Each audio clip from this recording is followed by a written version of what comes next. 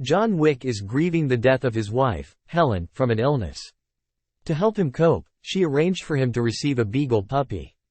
A few days later, John is accosted at a gas station outside of New York City by a group of Russian gangsters, led by Yosef, who failed to intimidate John into selling them his 1969 Boss 429 Mustang.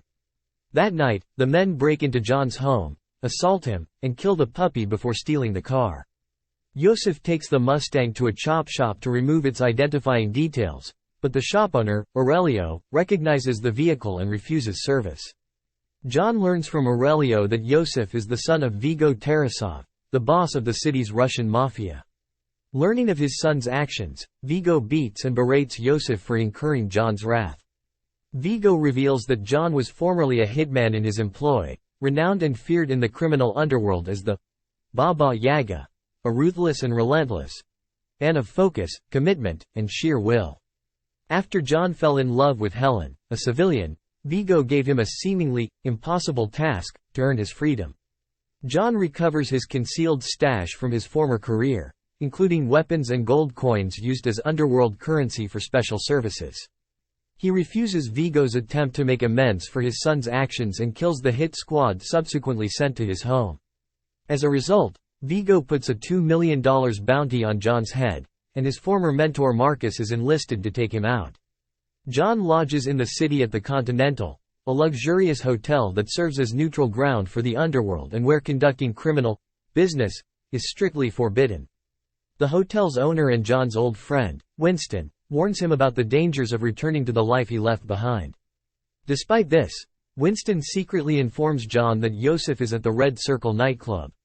John infiltrates the club and confronts Yosef, but he is attacked by Kirill, Vigo's henchman, and forced to retreat to the Continental for medical attention. As John rests, he is targeted by a hitwoman named Ms. Perkins, who sneaks into his room. Marcus sees Perkins from an adjacent building and fires a warning shot to alert John.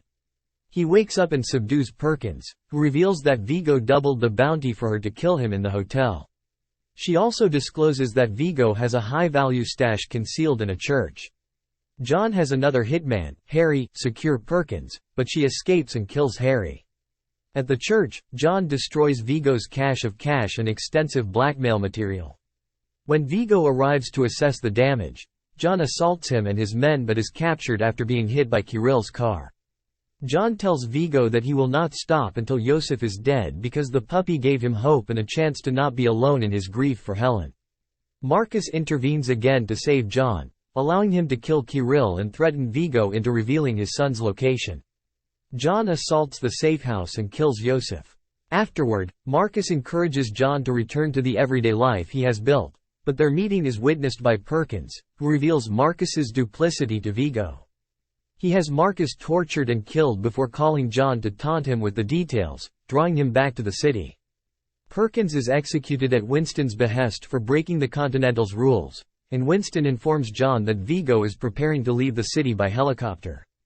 John races to the New York harbor, where he fights and mortally wounds Vigo.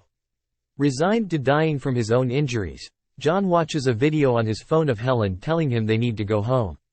He breaks into a nearby animal clinic, treats his wounds, and adopts a pit bull puppy scheduled to be euthanized before beginning the walk home.